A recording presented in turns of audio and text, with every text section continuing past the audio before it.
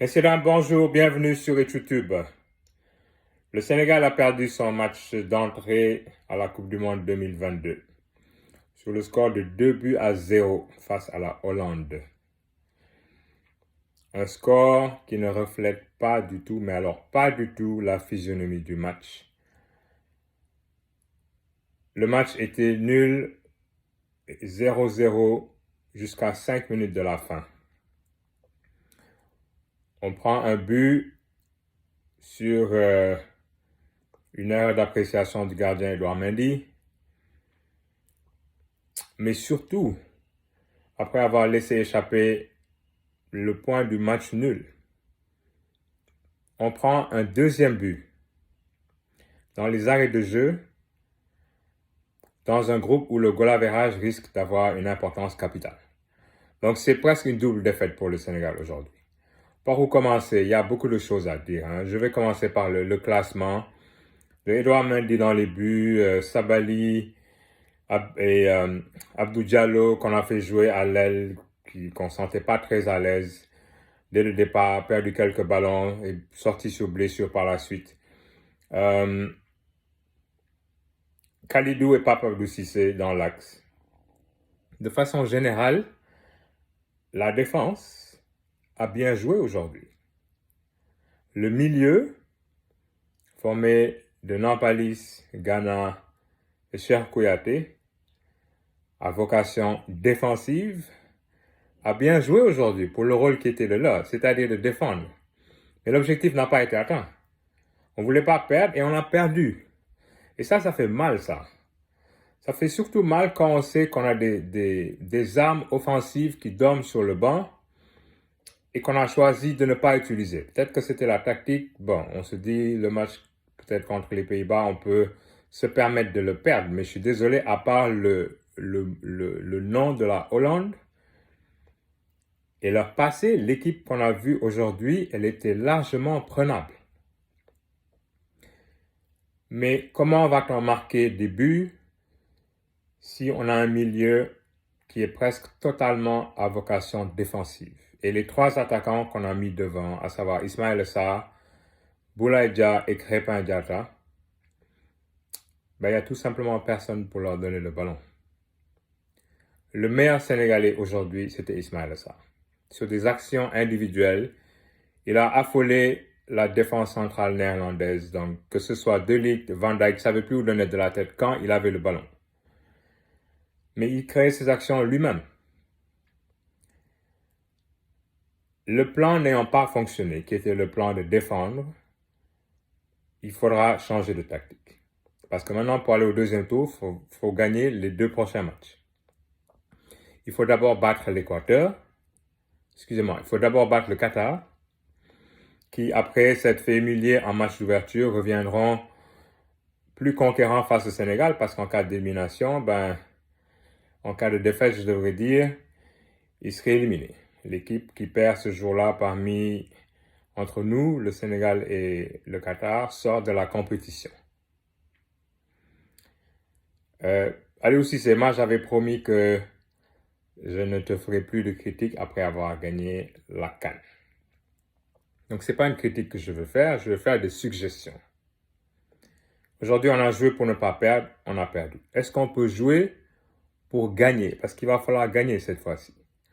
Comment des gens comme Pape Gueye, milieu offensif gaucher à l'OM, aussi rare que ça se peut d'être milieu offensif gaucher, ne commence pas le match. On le rentre quand c'est la fin du match.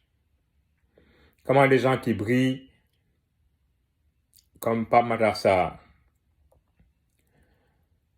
comment des gens qui brillent comme Iliman Ndiaye, qui pourraient être tributeurs du jeu offensif sénégalais et être le meneur de jeu qu'on recherche depuis si longtemps, parce que ça ne sert à rien, encore une fois, d'aligner des attaquants devant et personne pour leur donner le ballon. Aujourd'hui, à un moment donné, c'est Sabali qui faisait l'animation offensive à partir du côté droit, avec des transversales. Donc, on balance entre la défense et l'attaque pour que les attaquants puissent recevoir le ballon.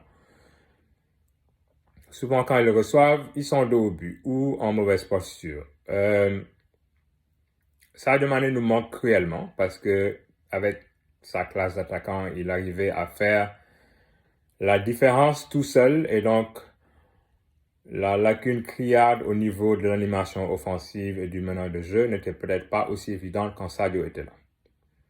Donc il va falloir régler ce problème-là très très rapidement.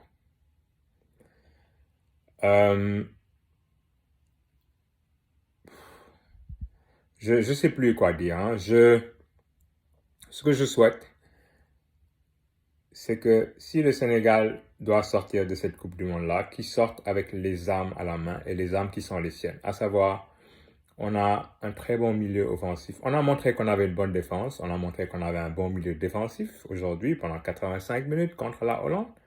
Mais montrons maintenant au monde qu'on a des gens qui savent faire le jeu et on a aussi des gens qui savent marquer même s'ils ne marquent pas toutes leurs occasions. Si on leur procure assez, ça devrait être assez pour passer au second tour. Dans les buts, Edouard Mendy n'a pas été bon aujourd'hui, il faut le dire. Un coupable sur les 2 buts qu'on a encaissés. On peut dire que l'axe central est resté immobile lors du premier but, mais pareil, la sortie était quand même hasardeuse et nous a coûté donc le premier but. La bonne nouvelle, c'est que la compétition n'est pas finie, elle ne fait que commencer. Dans mon équipe type, je ne suis pas sélectionneur, hein, mais dans mon équipe type, Idrissa Gana Gueye n'en fait pas partie. Nampalys, c'est le seul rescapé du match d'aujourd'hui au milieu que je laisserai. Kouyaté a été solide, hein? Il a été solide et d'ailleurs on a ressenti sa sortie parce que c'est quand il est sorti que l'équipe a commencé à prendre un peu l'eau.